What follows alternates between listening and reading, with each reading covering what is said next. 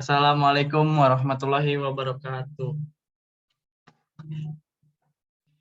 Saya perwakilan dari kelompok 8 yang beranggotakan saya sendiri Muhammad Widi dan ada Nur Thayyibah, ada yang Ikhtiar dan Muhammad Lutfi Mirjamuddin. Ingin mempresentasikan perbandingan sistem ekonomi.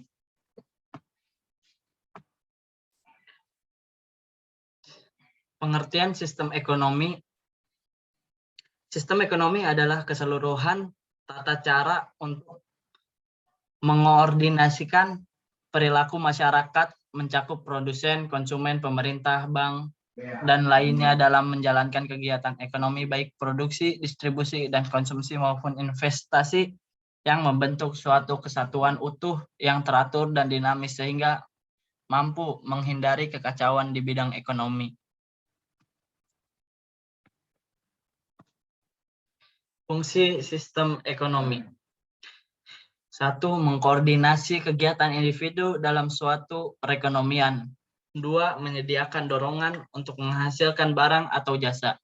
3. Mengatur pembagian hasil produksi ke seluruh lapisan masyarakat agar berjalan sesuai harapan.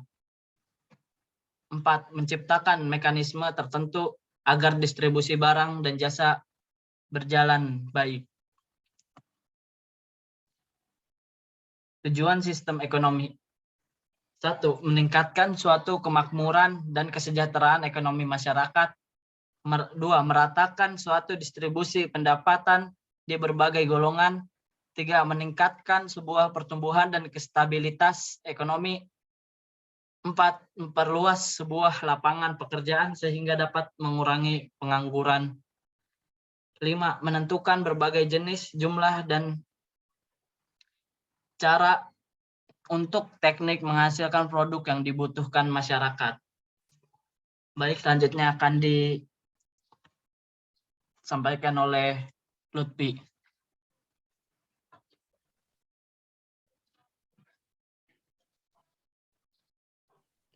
Baik, slide ke-6 ke-5.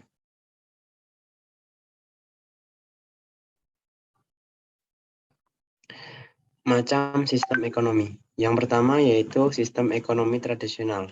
Yang kedua, sistem ekonomi komando. Yang ketiga, sistem ekonomi pasar. Yang keempat, sistem ekonomi campuran. Next.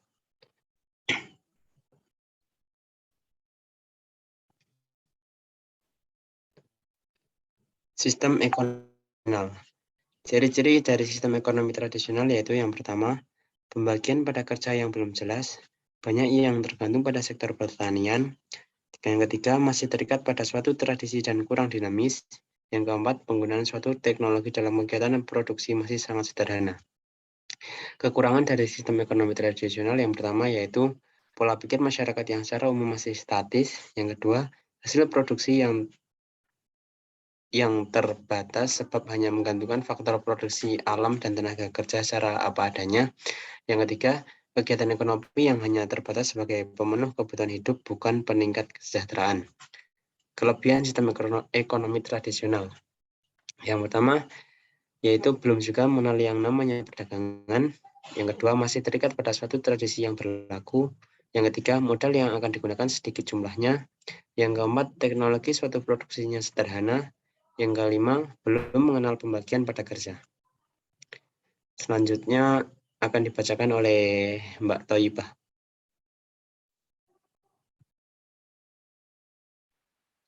Selanjutnya ada sistem ekonomi pasar. Adapun pengertian dari sistem ekonomi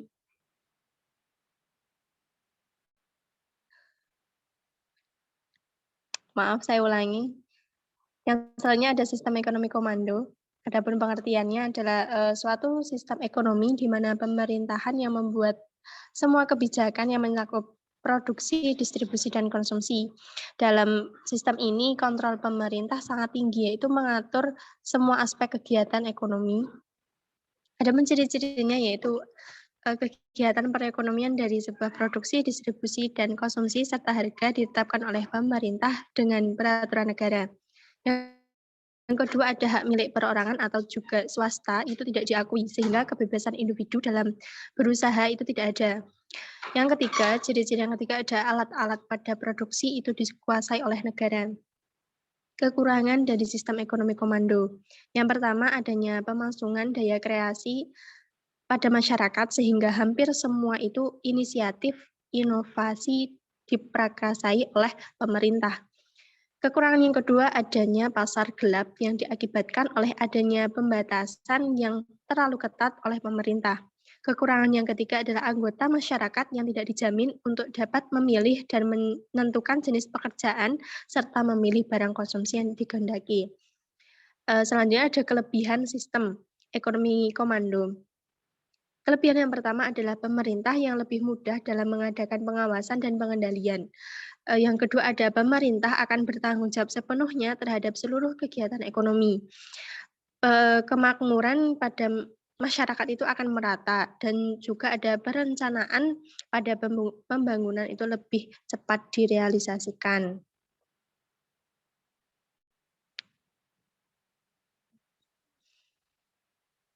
Yang selanjutnya ada sistem ekonomi pasar.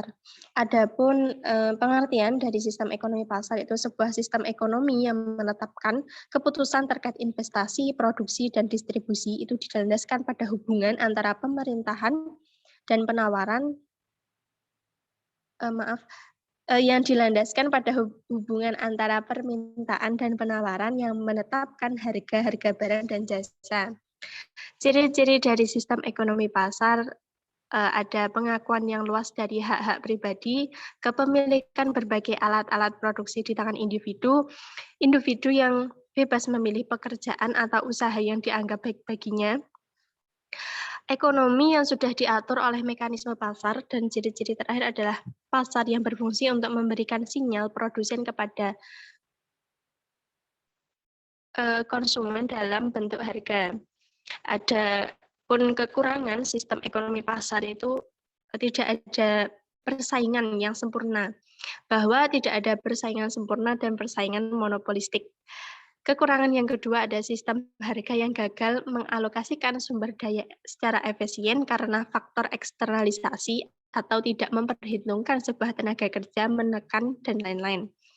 Adapun kelebihan sistem ekonomi pasar ini yaitu lebih sangat efisien dalam memanfaatkan sumber daya dan distribusi barang, masyarakat kreativitas akan menjadi tinggi karena kebebasan untuk melakukan hal-hal terbaik untuk dirinya. Dan yang terakhir ada pengawasan politik dan sosial minimal. Karena pada waktu kerja dan biaya yang diperlukan lebih kecil. Selanjutnya akan dilanjut oleh Mbak Yayang Ikhtiar. Baik, terima kasih. Untuk selanjutnya yaitu sistem ekonomi campuran.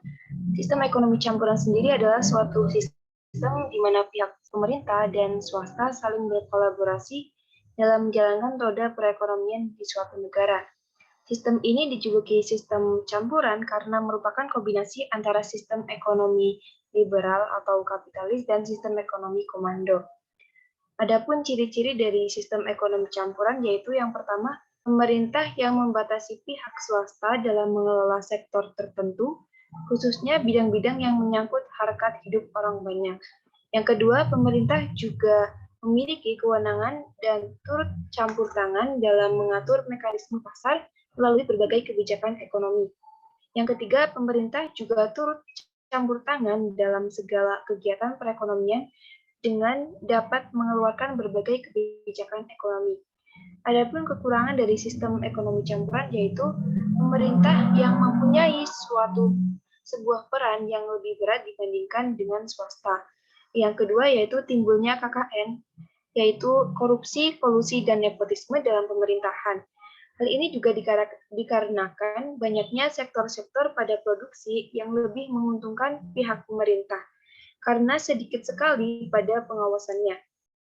Kelebihan dari sistem ekonomi sendiri yaitu yang pertama, sektor ekonomi yang sudah dikuasai oleh pemerintah dengan tujuan untuk kepentingan masyarakat. Yang kedua yaitu hak individu atau hak swasta dapat diakui dengan jelas oleh pemerintah. Dan yang ketiga adalah harga yang akan semakin mudah untuk dikendalikan. Untuk selanjutnya, yaitu contoh dari masing-masing sistem ekonomi. Untuk yang pertama yaitu sistem ekonomi tradisional. Salah satu contohnya yaitu ada barter, peternakan, kebutuhan rumah tangga.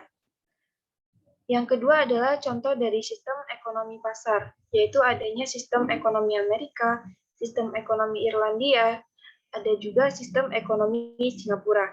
Dan yang ketiga yaitu contoh dari sistem ekonomi komando, seperti sistem ekonomi Nazi Jerman, sistem ekonomi Uni Soviet, dan juga sistem ekonomi Korea Utara.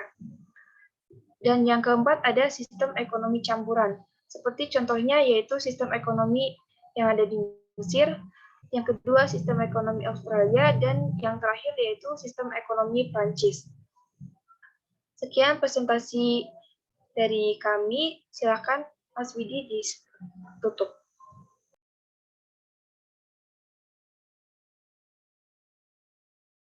Sekian presentasi dari kami, kurang lebih mohon maaf. Wassalamualaikum warahmatullahi wabarakatuh.